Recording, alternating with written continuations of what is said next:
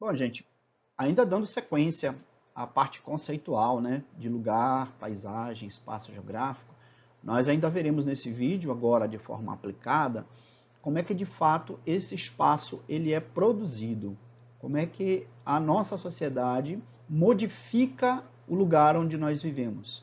Ainda faz parte da nossa discussão o módulo 1 entre as páginas de 1 a 5. Claro que agora nós vamos ver a aplicação desses conceitos, aí fica mais claro nós compreendermos a nossa proposta. Vamos lá então?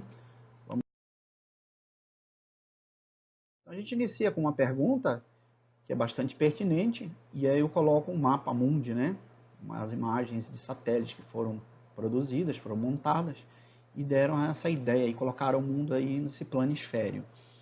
Então, nós podemos observar que toda essa área que nós vemos aqui, os continentes e as ilhas, é o espaço geográfico, né? É o nosso globo, é o nosso espaço de vivência, é a maior categoria de estudo da geografia. Mas como é que ele é produzido? Vamos lá? Vamos ver então como é que isso acontece.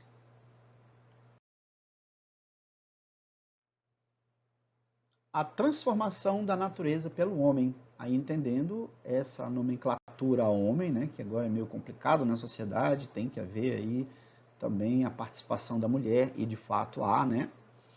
E entendendo aí a nomenclatura sociedade também como homem, tá? Então vamos, a gente vai falando, e eventualmente quando nós dissermos homem, nós estamos associando ao elemento mais social, né? Como ser social, então sociedade. Desde que surgiu na Terra, o homem foi ocupando e explorando os espaços, enfrentando desafios e transformando a natureza, modificando cada vez mais o meio ambiente. Então, entendendo aí meio ambiente, o lugar onde o homem vive e o que ele retira da natureza, porque a nossa sociedade vê a natureza como um recurso. Outras sociedades veem a natureza como sendo parte delas, e por isso elas tiram apenas o que é fundamental à sua sobrevivência. Então elas caçam, pescam, tiram madeira, palha, enfim, todo o recurso que é necessário à sua existência, ela tira da natureza, mas ela preserva a natureza também. Então é uma visão que a gente tem hoje na dita sociedade moderna, de uma visão sustentável. E essas sociedades já eram sustentáveis. E hoje, por interferência humana, elas estão perdendo esta característica, né? Elas estão também aprendendo a explorar, a destruir, exatamente como nós sempre fizemos quando nós começamos a existir. O meio ambiente é o conjunto de condições naturais, onde neles temos o clima, a água, o solo, o relevo, a vegetação. Isso aí, quando a gente fala, a gente está falando que esses elementos combinados, né? Aí nós temos o meio ambiente. E de influências que aí nós temos da sociedade, que são as tradições, os costumes, leis, crenças, situação econômica, né? Que atuam sobre organismos vivos e os seres humanos.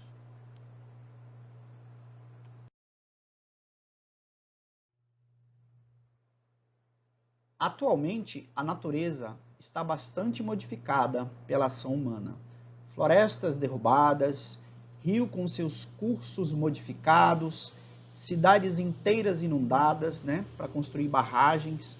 É o caso de Casa Nova, Santo Sé, Pilão Arcado, no Nordeste brasileiro, que foram cobertas pela construção de uma barragem, né? É um exemplo, se vocês quiserem pesquisar, podem observar, né, como é que essas cidades desapareceram pela construção da barragem no Rio São Francisco. E até mesmo o ar que respiramos foi modificado pela emissão de poluentes. Então a natureza ela tem um retorno, ela tem uma interdependência conosco, que tudo que nós fazemos no meio, ela modifica, ela também transforma e ela também responde. Eis aí a grande questão, né? Mas o homem não age sozinho. Por isso, o trabalho é uma atividade que se desenvolve em grupo, ou seja, é social. Então, o trabalho é toda atividade humana que modifica, de alguma forma, em forma de pensamento, em forma de ação, o meio em que a gente vive. Né? Porque pensar, por exemplo, que o meio ambiente é interminável, né? e que hoje nós percebemos que ele sim tem fim, né? Então, a forma de pensar também pode contribuir para essas modificações. E aí o trabalho, esse trabalho que a gente começa a aplicar, pode surtir efeitos diferentes, efeitos diferenciados.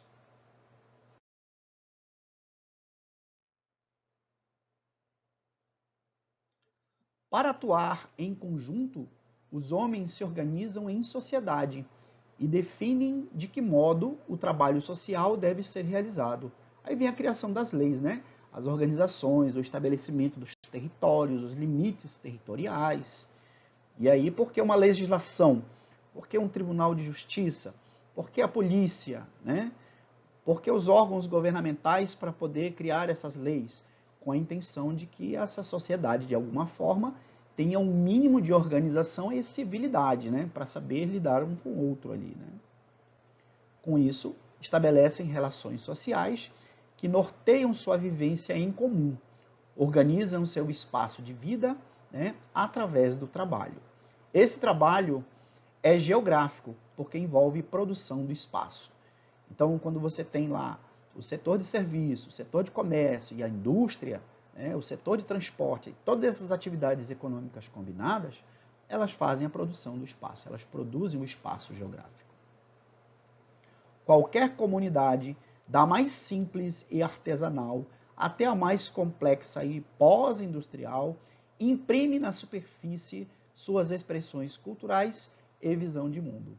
Então, se ela é organizada, isso vai estar expresso no lugar onde nós vivemos. Se ela é desorganizada, também. Se ela tem um pensamento de sustentabilidade, em que ela aproveita melhor os recursos naturais e os recursos sociais, isso também fica expresso no espaço que nós vivemos.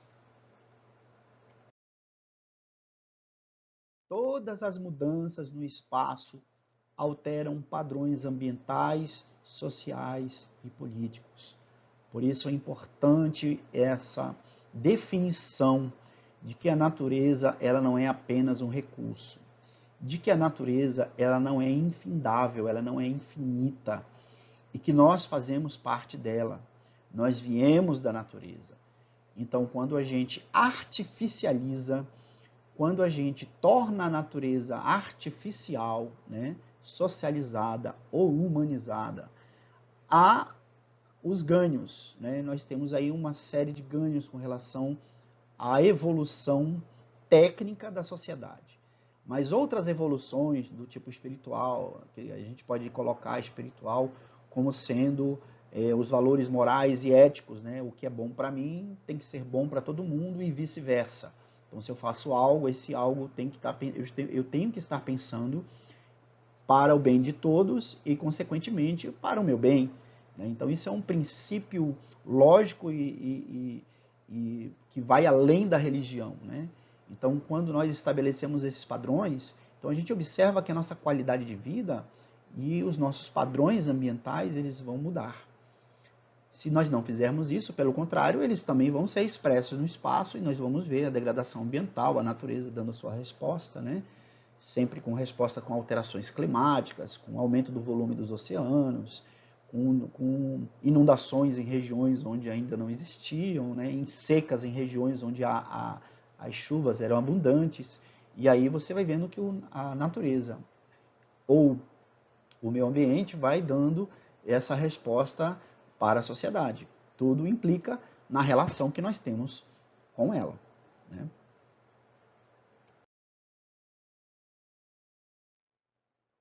Então, a gente vai compreender como a sociedade se organiza. Né? Então, aí que nós vamos ver que alguns países, a divisão política, a forma de governo, parlamentarista, presidencialista, né, ou dividida em estados, ou formada em províncias, elas são concepções, assim, em tese um pouco diferentes, mas no frigir dos ovos, né, no final, todas elas têm mais ou menos a mesma ideia, que é de se organizar. Então, como se organizam as sociedades? Aí nós vamos economizar uma série de situações, né? O planejamento do espaço, ele é indiscutivelmente fundamental. Então, se a gente não planeja a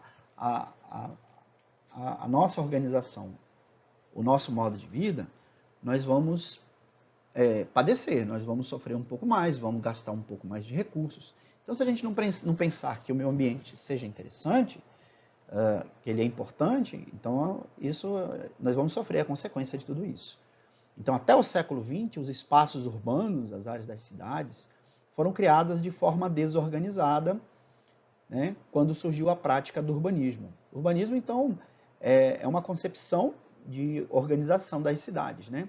O objetivo do urbanismo é estruturar a cidade em zonas residenciais, comerciais, distritos industriais e áreas de lazer, né? Porque é importante, você vê às vezes a cidade crescer e você não tem uma área verde, você não tem arborização pelas ruas, você não tem áreas que tornem a locomoção e a distribuição da população de uma forma mais organizada, você vê o comércio em meio às casas, as casas em meio à indústria, e tudo isso causa, de alguma forma, algum transtorno para quem mora lá ou para quem produz ali. Então é necessário que você faça essa distribuição de uma forma que você tenha fluxos, né, melhores de pessoas, de mercadorias, etc., no meio urbano, e que esse meio urbano não seja agradável em todos os sentidos, no sentido ambiental, visual, sonoro, correspondendo também à questão da tranquilidade, né? É fundamental, você vê nas grandes cidades, nos grandes centros, os congestionamentos, né? Muitos carros, né? Então isso é realmente complicante. Na tentativa de impor uma organização ao espaço, né? No Brasil foram feitas cidades planejadas, como Brasília, Belo Horizonte, Macapá, né? Macapá também foi uma cidade planejada. Então, quando se pensa, quando se concebe, é interessante. Mas o detalhe é continuar, né? Você fazer o planejamento e manter esse planejamento. Por quê? Porque a população continua crescendo. E os serviços públicos e o crescimento da cidade, elas não crescem na mesma proporção. E aí vem o sofrimento do povo, né? Com uma série de problemas, como a falta de energia, a falta de água, lugares desagradáveis para morar, lugares salubres, né? Que causam questão de saúde pública, você não tem saneamento básico e por aí vai, né? E aí são vários os problemas, e quanto maior a cidade, os problemas são mais intensos, são mais rigorosos, né? E a população sofre bem mais.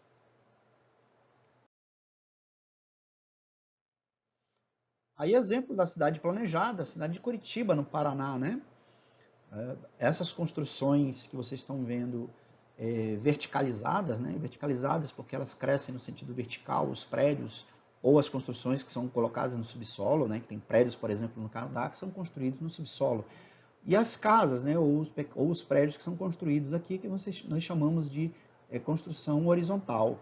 Então, as cidades elas vão crescendo, vão se organizando. Essas construções aqui, inclusive, foi uma discussão ambiental enorme dentro de Curitiba, no que tange ao planejamento da cidade. Porque a discussão era evitar que essas construções pudessem acontecer, porque há um impacto ambiental nas construções desses prédios. Você tem um aumento do calor, você tem a formação de paredes, né, aí, que impedem, por exemplo, a passagem do ar, do movimento dos ventos. E aí as pessoas que ficam entre os prédios, às vezes, sofrem com essas condições. Quando está calor, eles sentem muito calor, né? Enfim. Então é necessário um planejamento. E a cidade de Curitiba ela tem esse viés, né? Ela teve esse objetivo de realmente planejar, de trazer uma qualidade social e ambiental para a cidade. Curitiba tem essa característica. Por exemplo, é Brasília, né? Brasília foi construída também, vocês vão observar as formas, o desenho, né? Assim, sob uma concepção arquitetônica única no mundo, né?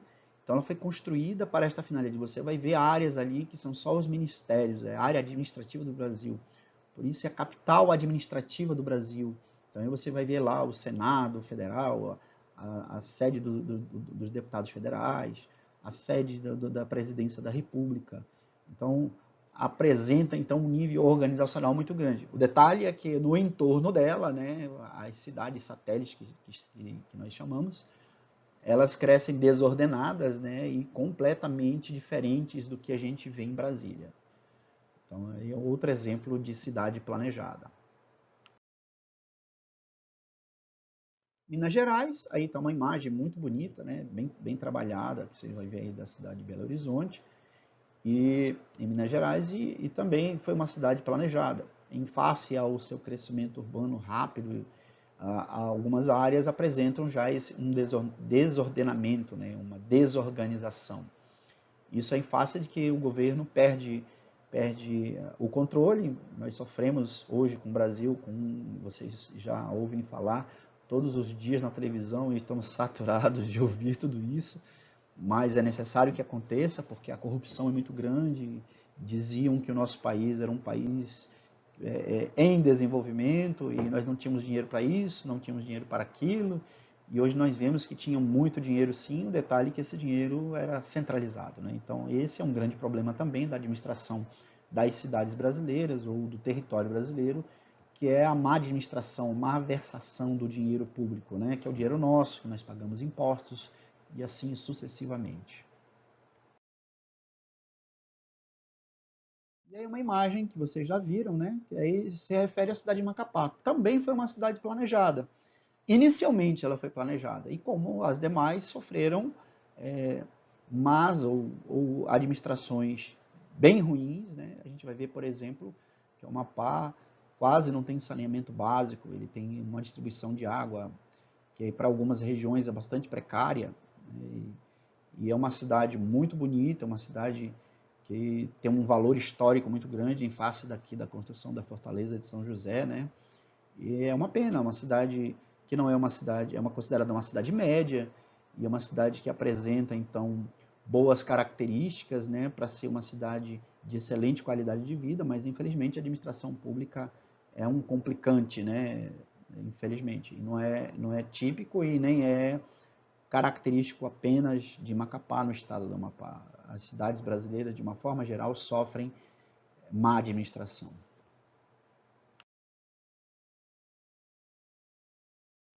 Então, como dissemos, para complementar, para fechar essa parte aqui, para ficar o entendimento, né, bem delimitado, né, vocês compreenderem legal mesmo, o espaço geográfico ele é formado por diversos elementos que se relacionam entre si, sociedade e natureza. E o trabalho é o elemento fundamental nisso aí.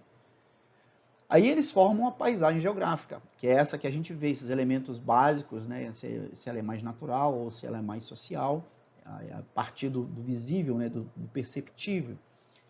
Então é o conjunto de elementos que o olhar pode alcançar. Porções de uma área agrícola, de uma cidade, de um porto, que pode ser descrita através de elementos ou objetos que a compõem, cada qual com suas formas, cores, sons e funções. É isso aí porque a paisagem é uma parte do espaço e essa parte do espaço passa pela nossa percepção, né? Pela nossa visão.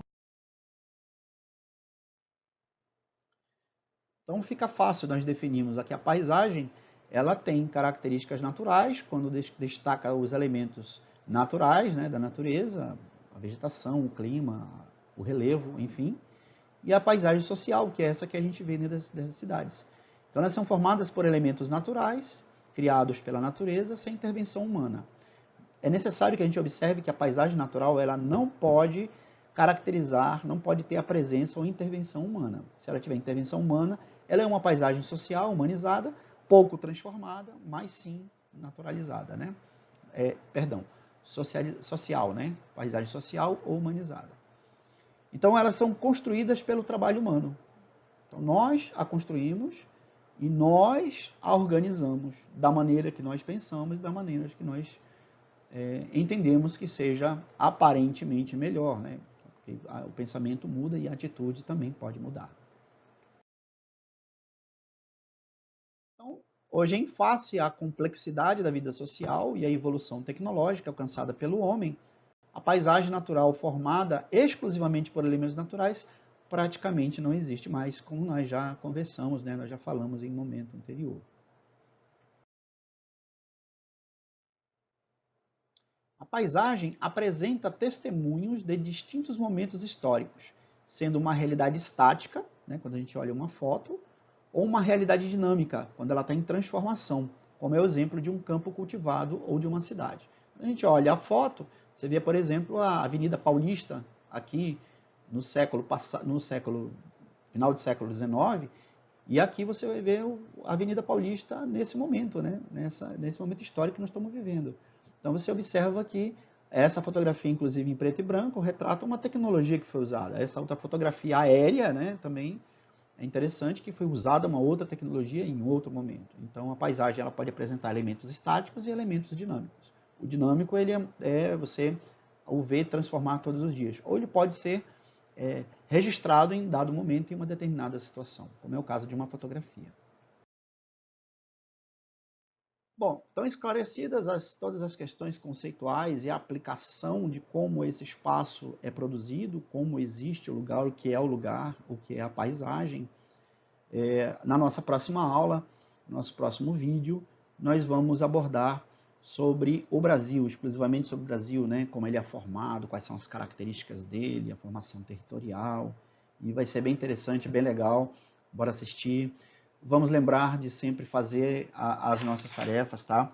Agora, neste momento, vocês já têm trabalho para fazer, né? Nós vamos ver, por exemplo, que vocês têm atividade na página 4 e 5, questões de 1 a 6, e tem uma atividade de pesquisa, né?